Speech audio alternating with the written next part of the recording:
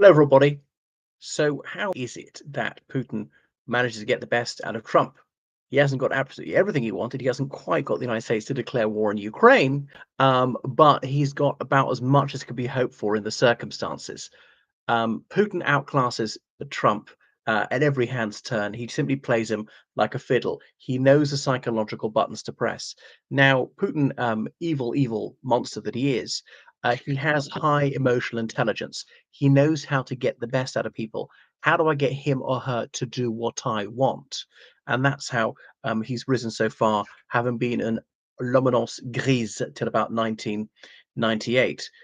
So it's partly innate, his aptitude for this sort of thing, and would have been trained in it when he was in the Komitet Государственной Безопасности. So he's fairly academically intelligent. He got a law degree from Leningrad State University and speaking very good German. I'm told not quite fluent. You might think after years of lessons and 5 years in East Germany, that's not terribly surprising, but he is really adept at this low cunning of controlling people indirectly. So he's got a lot out of Trump.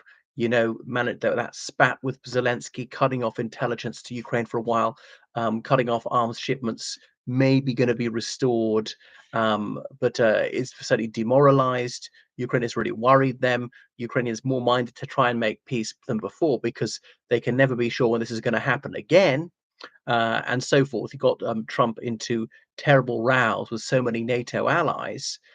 So obviously he is manna from heaven for the Russian Federation. Uh, so partly it's talking about a bond that's been formed between them. And in that disastrous Oval Office meeting, was about 3 weeks ago, when Volodymyr Zelensky was in Washington, D.C., Zelensky put his foot in it, as partly because English is his third language, Russian's his first, in fact, saying, you will feel blah, blah, blah, you will feel the threat from Russia. And those unfortunate words, you will feel, that detonated Trump. He felt he'd been ordered to do something. It was a prognostication, not a command, by Zelensky that if Ukraine is defeated, Russia will be in a much stronger position, and they will be able to threaten Alaska, or whatever. So Zelensky didn't help himself. I can't blame him. I mean, I might have blurted out words like that because Trump is so easily triggered because of his very brittle ego. He's someone in enormous need of validation all the time, and that's why he goes in for self-laudation. But Putin has obviously seen what Trump's recruitable vulnerabilities are. One of his Achilles' heel is his constant and endless need for praise. So simply lay it on with a trowel. Anyone else find it saccharine. If someone praises me excessively, I smell a rat. What does this person want from me? He or she is doing that. This also explains why Trump is such a terrible businessman that's gone bankrupt 4 times, lost billions of dollars, because he's so thick he can't see it coming. Like a salesman say, I like you, you're my friend, come on, don't tell anybody else. I'm cutting you a special deal. I'll give you a special price. Okay. You're ripping me off. Because I know a guy who did that sort of job for a photographic studio. And I had to say, had to make them feel that they'd robbed me when they're paying £1,000 for a photo session.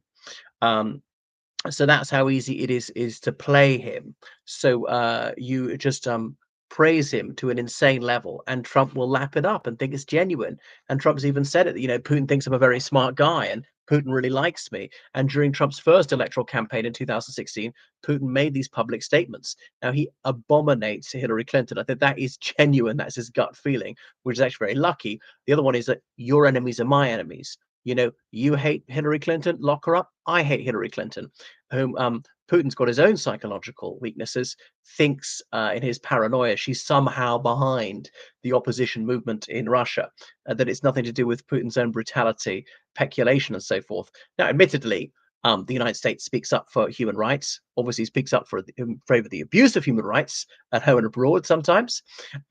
So there might have been some State Department funding for Radio Free Europe, which broadcasts in Russian, has online articles in Russian. I don't think directly support the opposition. I mean, if there was any assistance, it was trifling. They are not the puppet master behind the curtain pulling the strings, as Putin would like to believe, because that's his way of explaining away that a large segment of the Russian population dislikes him, despite him having had total control of the media for years. So to say, and this was very telling when Trump was saying about 3 weeks ago, Putin and I, we went through this together. When there was that lie in the media that he hacked the 2016 election, we went through it together. Wow. So perceives himself as being on a team. And presumably, we don't know exactly what was said in the phone calls. He would really ram this point home, Putin, saying, "We're together. You and I were in the same situation. We suffered together. I help you. You help me." Okay, so common enemies, as in it's all the media's fault. The liberal media, of course, there is no liberal media in Russia. It's all state media controlled directly or indirectly. So that be another thing. So it's praise the bond of the common experience, but also you're a strong man, I'm a strong man. Okay. And Zelensky's bad to us both, or that we both hate Biden. And it was a Democrat lie. The Democrats are anti-Russia. The Democrats are anti-Trump. Tell them that. Okay. You don't like transgender people. I don't like transgender people. Okay. If you're against BLM, I'm against BLM. Now, obviously, Putin will play both sides of the street on this one because the Russian bots, they will be really doing all they can to amplify hot button issues in the United States.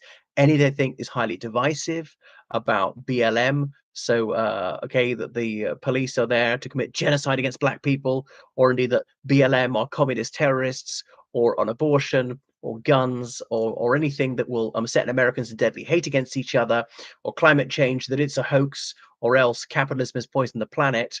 So they will really try to emphasize anti-democratic forces.